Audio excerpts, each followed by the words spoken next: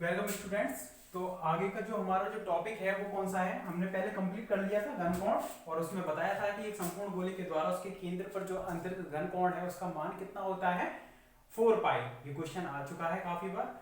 इसके बाद क्वेश्चन डालकर लिखना कि गाउस का नियम लिखिए,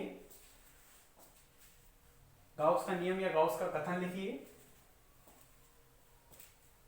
गाउस का नियम लिखिए एवं व्युत्क्रम वर्ग नियम के द्वारा, कौन सा नियम, व्युत्क्रम वर्ग के नियम से, व्युत्क्रम वर्ग के नियम से इसे सिद्ध कीजिए।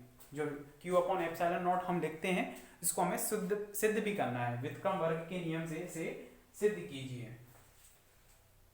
तो गाउस का नियम बताया था मैंने, तो लिखना गाउस के नियम में, हेडिंग डाल देना गाउस का कथन, गाउस का कथन हेडिंग डालकर उसमें लिखना है कि देखें इस तरह से कोई भी एक बंद पृष्ठ दे रखा है आपको, कैसा भी हो सकता है, कैसी भी शेप हो सकती है, लेकिन कैसा होना चाहिए, वो क्लोज होना चाहिए। उसके अंतर्गत कुल आवेश प्लस क्यू है, ठीक है। तो इसके अंतर्गत कुल आवेश प्लस क्यू है, तो इससे निकलने वाला जो विद्युत फ्लक्स है उसका मान हम कैसे लिखते हैं, integration of E dot D S equal to कितना हो जाएगा, क्यू अपॉन एप्सिलॉन नॉट। ये क्या है, गाउस का नियम है। तो इसको हम लैंग्वेज के रूप में लिखेंगे, तो लिखना गाउस के अनुसार किसी बंद पथ से निकलने वाला विद्युत फ्लक्स का मान, गाउस के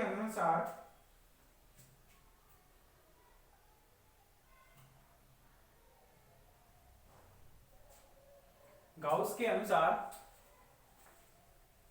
किसी बंद पथ से निकलने वाला विद्युत फ्लक्स का मान उस बंद पृष्ठ के अंदर उपस्थित कुल आवेश, उस बंद पृष्ठ के अंदर उपस्थित कुल आवेश, उस बंद पृष्ठ के अंदर उपस्थित कुल आवेश एवं 1 अपॉन एप्सिलॉन नॉट, अंदर उपस्थित कुल आवेश एवं उस बंद पृष्ठ के अंदर उपस्थित कुल आवेश एवं 1 अपॉन एप्सिलॉन नॉट के, एवं 1 अपॉन एप्सिलॉन नॉट के गुणनफल के बराबर होता है, एवं 1 अपॉन एप्सिलॉन नॉट के गुणनफल के बराबर होता है, 1 अपॉन एप्सिलॉन नॉट के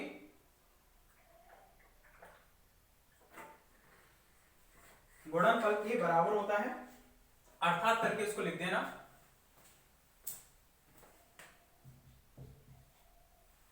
समीकरण रहने देना, ऐसे लिख दो, ये तो कथन है इसका। अब इसका सत्यापन करना है व्युत्क्रम वर्ग नियम से। अब व्युत्क्रम वर्ग का नियम क्या है, प्रूफ या सत्यापन डाल देना। प्रूफ क्या है, देखो व्युत्क्रम वर्ग का नियम क्या है, पहले तो ये बताओ व्युत्क्रम वर्ग का नियम। अरे कोई भी प्लस क्यू आवेश है, बिंदुवत आवेश है, इससे स्मॉल r दूरी पर हमने कोई भी पृष्ठ या बिंदु ले लिया, बिंदु P, तो इस पर विद्युत क्षेत्र का मान कितना होता है, KQ अपॉन R स्क्वायर। ये तो अदिश रूप में रहा, वेक्टर रूप में लिखेंगे तो r कैप हो जाएगी, इस दिशा में r कैप मान दिया, तो KQ upon R square, r cap क्या हो जाएगा, इलेक्ट्रिक फील्ड हो जाएगा। तो इसमें क्या आ रहा है, नीचे दूरी का वर्ग आ रहा है, स्क्वायर आ रहा है, इस उल्टा आ रहा है, इसलिए इस नियम को बोलते हैं व्युत्क्रम वर्ग का नियम। तो इसको सत्यापन करने के लिए इसको यूज करना है, मतलब बिंदुवत आवेश को यूज करना है। तो लिखें इसमें सत्यापन में,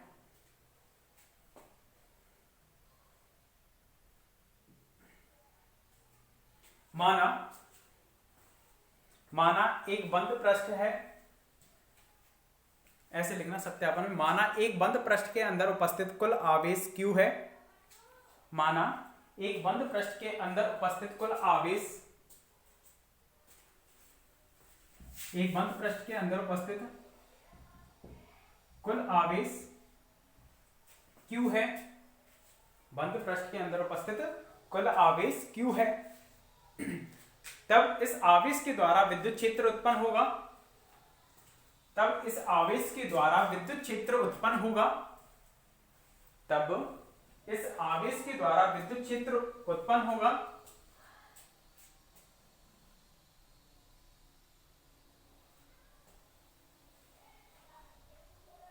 तथा हम जानते हैं कि किसी बिंदुवत आवेश के कारण विद्युत क्षेत्र की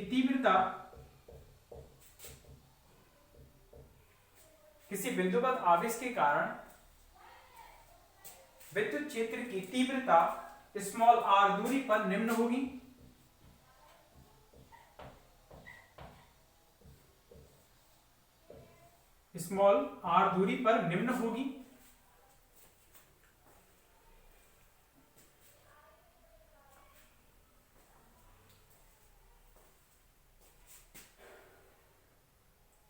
किसी बिंदुवत आवेश के कारण स्मॉल r दूरी पर विद्युत क्षेत्र की तीव्रता निम्न होगी। समीकरण नंबर 1, इसके आगे लिखना, उपरोक्त समीकरण से स्पष्ट है कि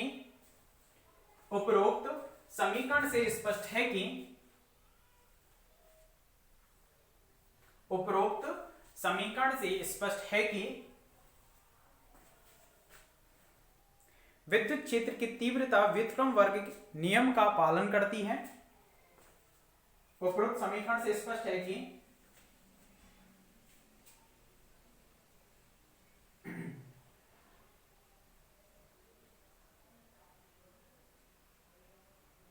विद्युत क्षेत्र की तीव्रता व्युत्क्रम वर्ग नियम का पालन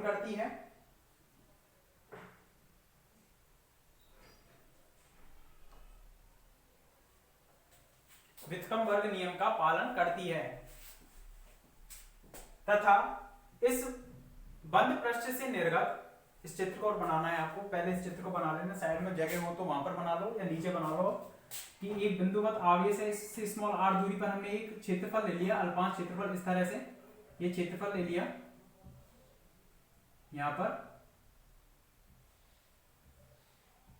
इस तरह से ये क्षेत्रफल ले लिया, ठीक है। इस क्षेत्रफल की दिशा होती है, जैसे ये है ds वेक्टर, और इसकी जो त्रिज्या की दिशा है ये वाली है r कैप, ठीक है। r दूरी पर हमने अल्पांश क्षेत्रफल लिया है ds वेक्टर, और r कैप इसकी दिशा है r की। ये इस तरह से कर लो थोड़ा,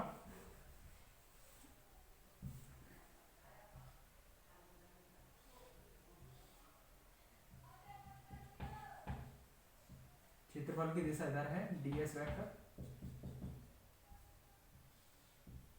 इस तरह से बना दो इसको, चित्र को, कि एक प्लस क्यू आवेश से बंद पृष्ठ में रखा है, इस बंद पृष्ठ पर एक अल्पांश क्षेत्रफल लिया है प्लस क्यू से r दूरी पर, जिसकी दिशा r कैप है, और इस क्षेत्रफल की दिशा है ds वेक्टर, ठीक है।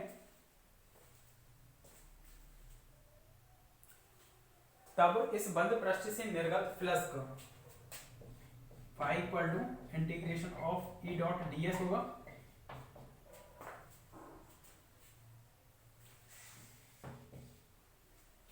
इस चित्र को बना लेना, उसके बाद देखना, तब इस बंद पृष्ठ से निर्गत कुल फ्लक्स कितना हो जाएगा। अरे पहले छोटा छोटा लेकर चले थे, D phi equal to E dot ds, इस तरह से लिखा है ना। इस क्षेत्रफल के लिए, इस क्षेत्रफल के लिए फ्लक्स निकाल देते हैं, और टोटल के लिए निकालना है तो इंटीग्रेशन कर दिया, तो phi equal to E dot ds, और टोटल कैसा है, क्लोज है, इसलिए क्लोज वाला साइन लगा दिया है, ठीक है। विद्युत फ्लक्स क्या है, ये चुंबकीय फ्लक्स नहीं है, चुंबकीय फ्लक्स के लिए बी आता है, मैग्नेटिक फील्ड, ओके। लिखना, अतः बंद पृष्ठ से निर्गत, चित्र बनाने के बाद, अतः बंद पृष्ठ से निर्गत फ्लक्स फाई इक्वल टू ये समीकरण नंबर 2, समीकरण 1 व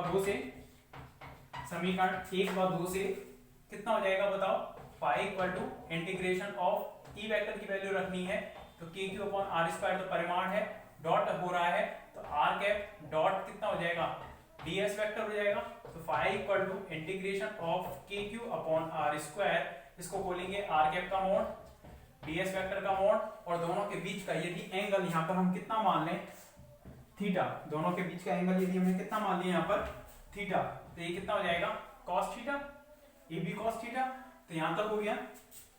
phi equal to integration of, ये कितना बचेगा, ds cos theta, r cap 1 हो जाएगा, k कांस्टेंट है, q उसके अंतर्गत आवेश जो है टोटल वो भी कांस्टेंट है, वो बाहर निकल जाएंगे, ठीक है। और यहाँ पर कितना है 1/r²। इस तरह से ds cos theta upon r², घन कोण की परिभाषा जो है, घन कोण की परिभाषा से, घन कोण की परिभाषा से, तो घन कोण की परिभाषा से क्या है कि डी ओमेगा इक्वल टू कितने के बराबर था, ds cos theta upon r²। घन कोण की परिभाषा थी D omega equal to ds cos theta upon r²। तो यहां से फाई इक्वल टू कितना जाएगा, k Q integration of D omega और k Q close integration of D omega. यदि ये कैसा पृष्ठ हो, गोलीय पृष्ठ के लिए, कैसे पृष्ठ के लिए, गोलीय पृष्ठ के लिए, संपूर्ण पृष्ठ के लिए, संपूर्ण पृष्ठ के लिए ये कितना हो जाएगा 4 पाई, इसकी वैल्यू कितनी हो जाएगी 4 पाई, हमने सिद्ध किया था। संपूर्ण पृष्ठ के लिए, संपूर्ण गोलीय पृष्ठ के लिए इसकी वैल्यू कितनी हो जाएगी 4 पाई। तो k क्यू इंटू 4 पाई, k की वैल्यू कितनी होती है 1/4 पाई एप्सिलॉन नॉट और q और 4 पाई, ये हो जाएगा 4 पाई से 4 पाई जाएगा तो q अपॉन एप्सिलॉन नॉट। तो सीधा लिख देंगे कि फाई इक्वल टू कितना आ गया q अपॉन एप्सिलॉन नॉट। तो यही तो गाउस का नियम था, phi equal to E dot D S. इतना तो हम जानते हैं, हमें ये चीज लानी थी q अपॉन एप्सिलॉन नॉट जो लिख रहे थे कि वो किस तरह से लिखा है, इस तरह से, ठीक है। तो यहाँ पर घन कोण की जो परिभाषा थी वो यूज की है, ये वाली D omega equal to ds cos theta upon r²। इसको यूज करते हुए हमने ये प्रूफ किया है। लिख दो पूरा।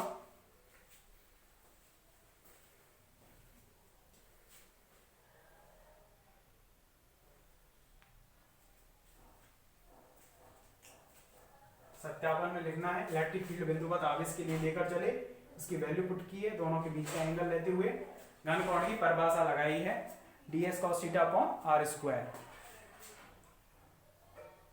जिससे कि हमारे पास जो फ्लक्स है वो कितना आ गया q अपॉन एप्सिलॉन नॉट।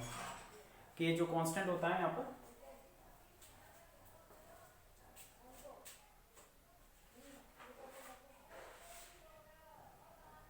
ये तो गाउस का नियम है ना। इक्वेशन 1 2 हो गई, इसको कर देना 3। चित्र को जरूर बना लेना।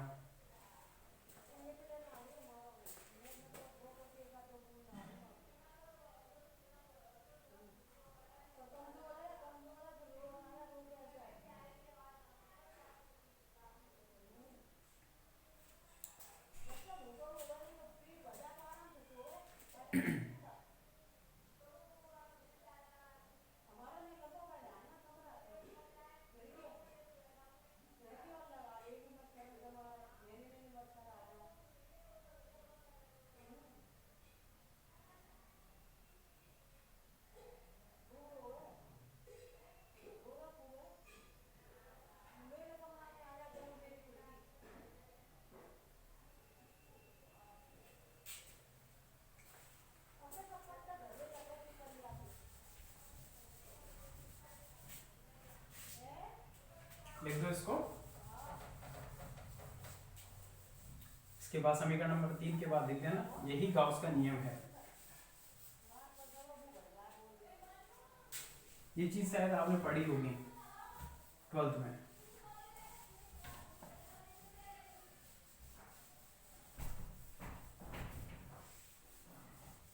यही गाउस का नियम है। और इसके बाद नेक्स्ट क्वेश्चन के रूप में लिख दो इसको।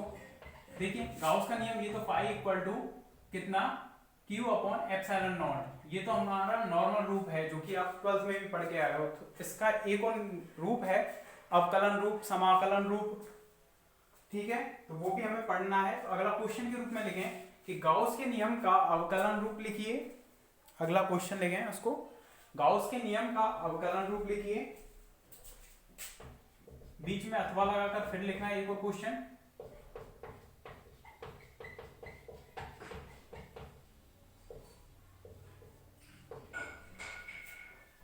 गाउस के नियम का अवकलन रूप लिखिए अथवा करके मैक्सवेल की प्रथम समीकरण लिखिए। कैसे भी क्वेश्चन आ सकता है, सभी का एक ही आंसर होगा जो कराएंगे। गाउस के नियम का अवकलन रूप लिखिए अथवा करके मैक्सवेल की प्रथम समीकरण लिखिए। फिर अथवा करके एक और भी इस टाइप से भी आ सकता है, विद्युत क्षेत्र का डाइवर्जेंस, विद्युत क्षेत्र का डाइवर्जेंस डेल्टा डॉट ई डाइवर्जेंस को इसी तरह से लिखेंगे, रो अपॉन एप्सिलॉन नॉट होता है, रो क्या है, आवेश घनत्व, ठीक है, रो अपॉन एप्सिलॉन नॉट। विद्युत क्षेत्र का divergence delta dot E equal to rho upon epsilon naught, विद्युत क्षेत्र का divergence delta dot E equal to rho upon epsilon naught होता है। कैसी भी आ जाए क्वेश्चन, सभी का आंसर एक ही होगा।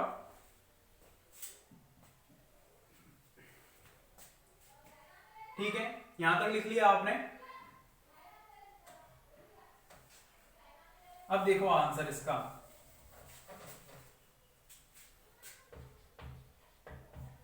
आंसर लिखना पहले देख लें इधर, चूंकि गाउस का नियम, गाउस का नियम क्या है, phi equal to integration of E vector dot DS vector equal to कितना था, Q upon epsilon naught, Gauss के नियम से, ठीक है, गाउस के नियम से ये था। अब समीकरण नंबर इसको डाल दिया हमने एक, क्यू क्या है, उस बंद पृष्ठ के अंतर्गत कुल आवेश, बंद पृष्ठ के अंतर्गत कुल आवेश, चूंकि हमने पढ़ा है आयतन आवेश घनत्व, आयतन आवेश घनत्व तीन पढ़े होंगे, लैम्बडा सिग्मा रो, लैम्बडा सिग्मा रो, रैखिक आवेश घनत्व, पृष्ठीय आवेश घनत्व और आयतन आवेश घनत्व। तो उस पर बात कर रहे हैं, आयतन के अंतर्गत आवेश का वितरण है, तो आयतन आवेश घनत्व rho equal to dq upon dv, dq upon dv, तो यहां से dq इक्वल टू कितना आ जाएगा, रो dv, तो q निकालेंगे तो इंटीग्रेशन ऑफ dq, इंटीग्रेशन कर देंगे दोनों तरफ, तो टोटल चार्ज आ जाएगा उस बंद पृष्ठ के अंदर, और पृष्ठ कैसा है, बंद है, तो बंद पृष्ठ के अंतर्गत हम उसको लिख देंगे रो dv, ठीक है। इक्वेशन नंबर इसको बोल दिया 2, रो dv वॉल्यूम है उसका, जो भी बंद पृष्ठ है उसका वॉल्यूम।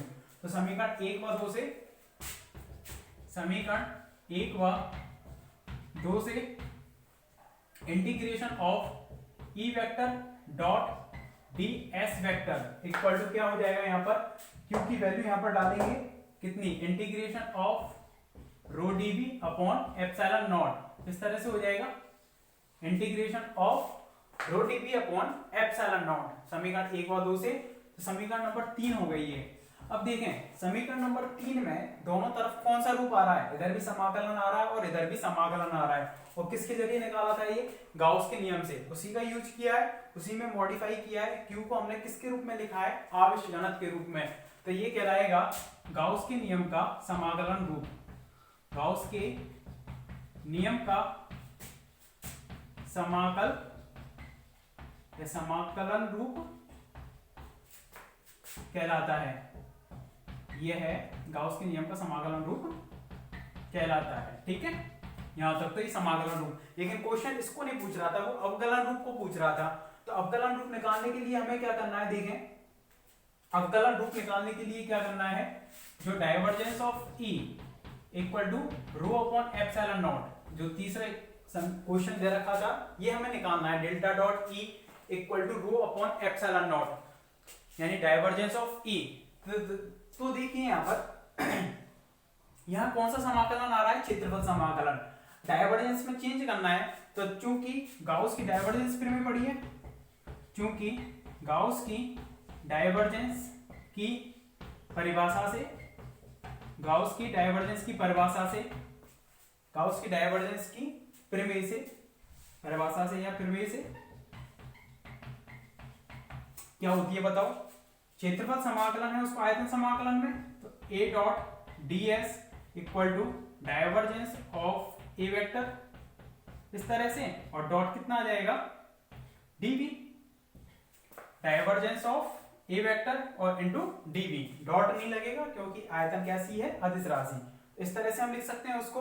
अब यदि a के स्थान पर e वेक्टर लिख दें, विद्युत क्षेत्र के लिए अगर हम बात करें तो विद्युत क्षेत्र, क्योंकि सदिश राशि है, सदिश क्षेत्र है, तो विद्युत क्षेत्र के लिए अगर हम बात करें तो इसको हम कैसे लिख सकते हैं, integration of E vector dot DS vector equal to divergence of A vector, sorry E vector हो जाएगा यहां पर, और ये हो जाएगा dv। इक्वेशन नंबर इसको डाल दिया हमने 4। ठीक है, यहां से वैल्यू अगर हम समीकरण 3 में डालें, समीकरण 4 से मान 3 में रखने पर, समीकरण 4 से मान यदि हम समीकरण 3 में रखें, आप बता सकते हो कितना आ जाएगा।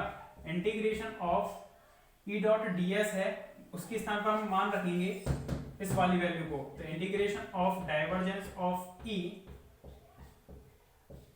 dv इक्वल टू, अरे यहाँ क्षेत्रफल समाकलन था, हमने इसको आयतन समाकलन में चेंज किया है, तभी तो हमारे पास डाइवर्जेंस ऑफ ई की रूप ई का रूप आएगा, तो इसलिए divergence of E dv equal to integration of rho dv upon epsilon naught. तो दोनों तरफ क्या आ गए, आयतन समाकलन आ गए, तो dv के गुणांकों की हम तुलना करेंगे दोनों तरफ, dv जो आयतन समाकलन है, तो दोनों तरफ हम तुलना करेंगे, दोनों तरफ कंपेयर करेंगे, दोनों तरफ तुलना करने पर, कंपेयर ऑफ बोथ साइड, दोनों तरफ तुलना करने पर, तो यहाँ पर डाइवर्जेंस ऑफ इलेक्ट्रिक फील्ड कितना आ जाएगा हमारे पास, dv का गुणांक यहाँ पर डेल्टा डॉट ई है, यहाँ पर कितना है, रो अपॉन एप्सिलॉन नॉट है।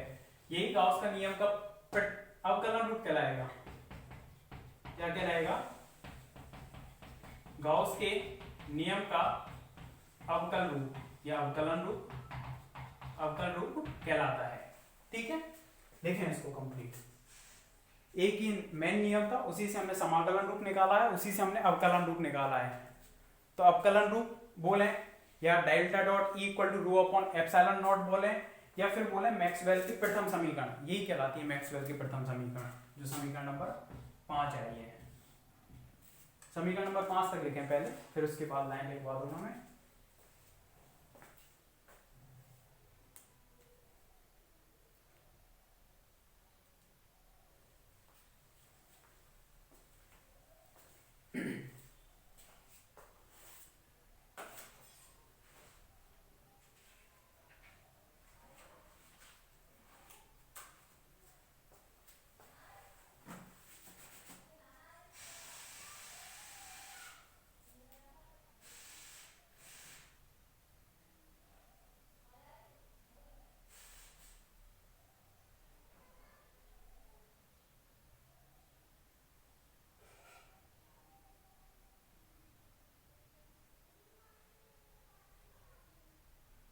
कंप्लीट कर ले इसको ऐसे ही।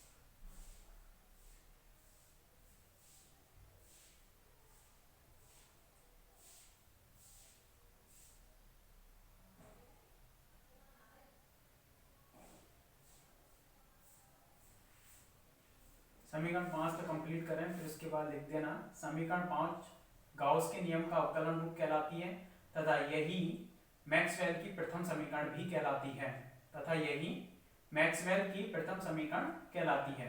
इस तरह से पूरा कंप्लीट हो जाएगा। तो तीनों क्वेश्चन कंप्लीट हो गए, या तो अवकलन रूप, या विद्युत क्षेत्र का डाइवर्जेंस रूप, या मैक्सवेल की प्रथम समीकरण। मैक्सवेल की 4 समीकरण होती हैं, ठीक है, विद्युत क्षेत्र के लिए और चुंबकीय क्षेत्र के लिए। तो प्रथम समीकरण यहाँ पर कंप्लीट हुई है, आगे भी आएंगे दूसरी तीसरी चौथी समीकरण, वहां पर पढ़ेंगे उनको आगे।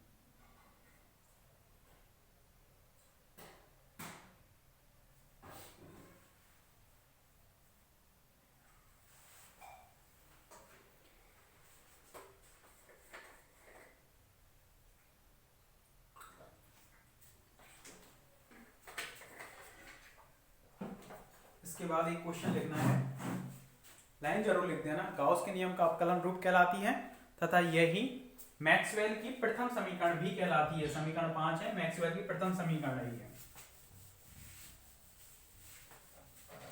मैक्सवेल की प्रथम समीकरण कहलाती है। इसके बाद नेक्स्ट क्वेश्चन लिखो, इसके बाद यूनिट कंप्लीट है आपकी। क्वेश्चन लिखें, यदि विद्युत क्षेत्र में विभव का मान, यदि विद्युत क्षेत्र में विभव का मान 3x² - y + z, यदि विद्युत क्षेत्र में विभव का मान 3x² - y + z वोल्ट है तो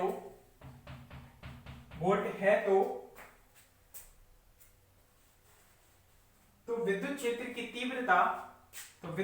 की तीव्रता, यानी कि ब्रैकेट में लिख देना इलेक्ट्रिक फील्ड ई वेक्टर, विद्युत क्षेत्र की तीव्रता ई वेक्टर तथा आवेश घनत्व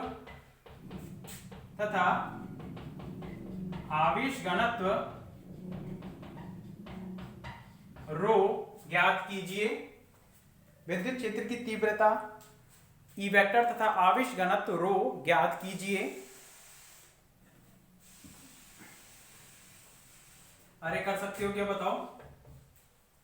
आवेश घनत्व रो इनको ज्ञात करना और इलेक्ट्रिक फील्ड, क्योंकि इलेक्ट्रिक फील्ड तो कितना होता है, E vector equal to minus के gradient phi, E equal to minus के ग्रेडियंट फाई माइनस के I cap del upon del X plus J cap del upon del Y plus K cap del upon del Z.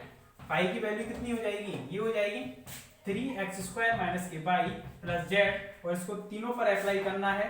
तो इस पर करेंगे तो x का x के सापेक्ष होगा, तो कितना हो जाएगा बताओ, 3 बाहर आ जाएगा, 3 दूनी 6 x हो जाएगा, इन दोनों का 0 हो जाएगा, आई cap plus J cap y के सापेक्ष करेंगे इसका, तो y के सापेक्ष कितना हो जाएगा, इसका 0, इसका माइनस के 1 हो जाएगा, यानी माइनस जे कैप हो जाएगा, इसका 0 हो जाएगा। z के सापेक्ष प्लस में कितना बचेगा, k कैप, इसका 0, इसका 0, इसका 1, ये आ जाएगा। इसको अंदर भी लिख सकते हैं, माइनस के 6x आई कैप प्लस के जे कैप प्लस के कैप, और ये क्या आया है, इलेक्ट्रिक फील्ड आया है। तो इलेक्ट्रिक फील्ड का मात्रक जो होगा वोल्ट पर मीटर होगा, या यहां से भी देख सकते हैं विभव का मात्रक वोल्ट, और इसमें डेल आ रहा है मतलब 1 डिस्टेंस, तो वोल्ट पर मीटर। तो इलेक्ट्रिक फील्ड, ऐसा क्वेश्चन मैं पहले भी करवा चुका हूं, इसलिए फास्ट करवाया है। देखें यहां तक,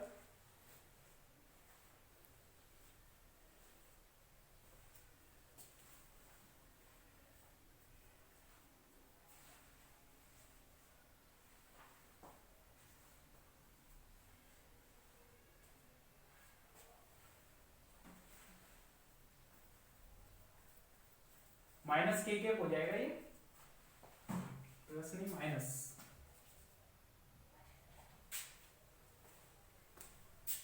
अब इससे आवेश घनत्व तो निकाल के बता सकते हो क्या खुद। आवेश घनत्व, चूंकि divergence of E equal to कितना होता है, rho upon epsilon naught, rho upon epsilon naught, तो रो निकालना है तो epsilon naught divergence of E की वैल्यू चाहिए, इलेक्ट्रिक फील्ड है, इसका डायवर्जेंस निकालना है, तो यहां पर निकाल दो एप्सिलॉन नॉट, इसकी वैल्यू रखेंगे I cap del upon del X plus J cap del upon del Y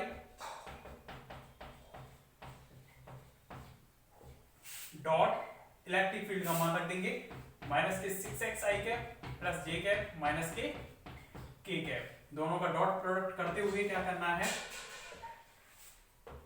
dot product करेंगे पहले, तो डॉट आई का आई के साथ होगा, तो डेल अपॉन डेल एक्स पर कौन सा अप्लाई हो जाएगा, माइनस के 6x plus J cap, sorry जे कैप का जे कैप के साथ 1 हो जाएगा, तो डेल अपॉन डेल बाई कितना बचेगा, डेल अपॉन डेल बाई 1, और प्लस में del upon del Z, del upon del Z K cap के साथ होगा -1, ठीक है, ये गुणांक इस पे आरोपित हो जाएगा। इस तरह से इसको सॉल्व करना है, तो इसको सॉल्व करने के बाद कितना आ जाएगा, rho equal to epsilon naught minus के 6 बचेगा, यहां से केवल x का 1 हो जाएगा, ये 0 0 हो जाएंगे, तो यहां पर सीधा आंसर आ जाएगा माइनस के 6 एप्सिलॉन नॉट, ठीक है, माइनस के 6 एप्सिलॉन नॉट। और आवेश घनत्व का जो मात्रक होगा वो कितना होगा, dq अपॉन dv से। रो इक्वल टू कितना होता है, मात्रक जरूर लिख दिया करो, dq अपॉन dv। तो कूलाम पर मीटर क्यूब, कूलाम पर मीटर क्यूब।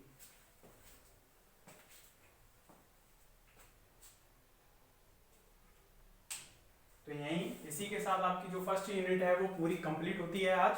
इसके बाद हम सेकंड जो यूनिट है उसे पढ़ेंगे नेक्स्ट लेक्चर में। ओके, तो इसे कंप्लीट कर लेना क्वेश्चन को। और क्वेश्चन करने तो आप JPH या CBH की बुक ले सकते हैं और वहां से सॉल्व कर सकते हैं। ठीक है, थैंक यू।